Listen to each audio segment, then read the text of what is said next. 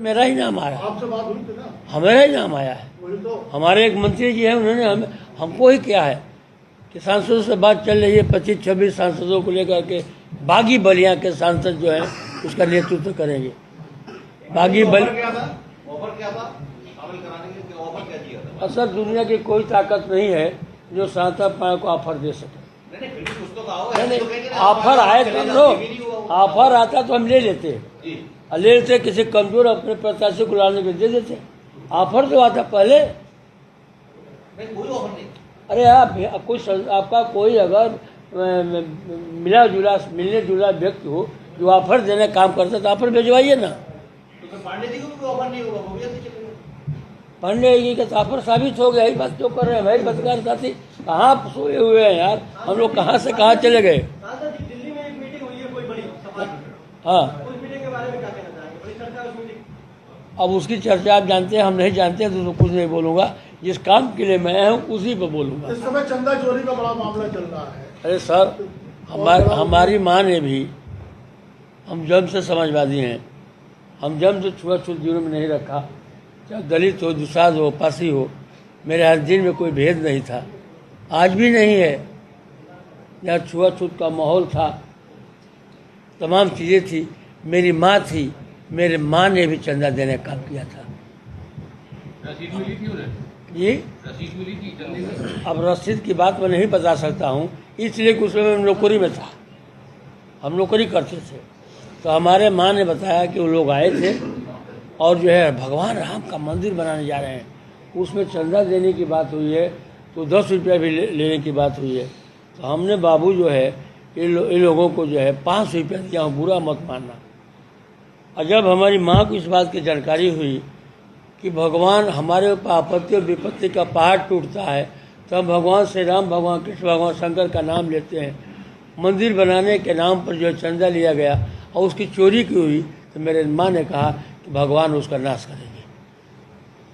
क्या कहा?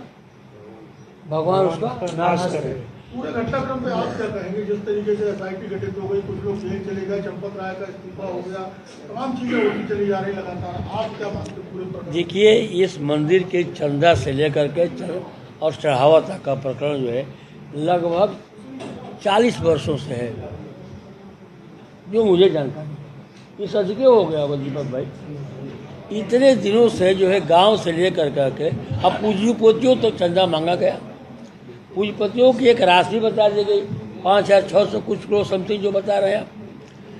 साथ ही मैं अपने राष्ट्रीय अध्यक्ष अखिलेश यादव को बधाई देना चाहता हूं और आप सबको बधाई देना चाहिए।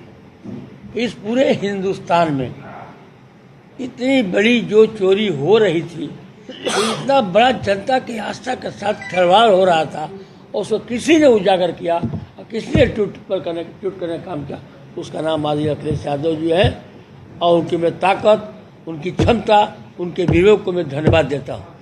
और आज जो उन्हीं की देन है कि पूरा हिंदुस्तान ही नहीं, इसमें चंदा विदेश की धरती से भी आया हुआ, जो हिंदुस्तान के लोग विदेश की धरती पर रहते हैं, उनको भी राम से प्रेम था, वो लोग भी चंदा देने का काम किए थे।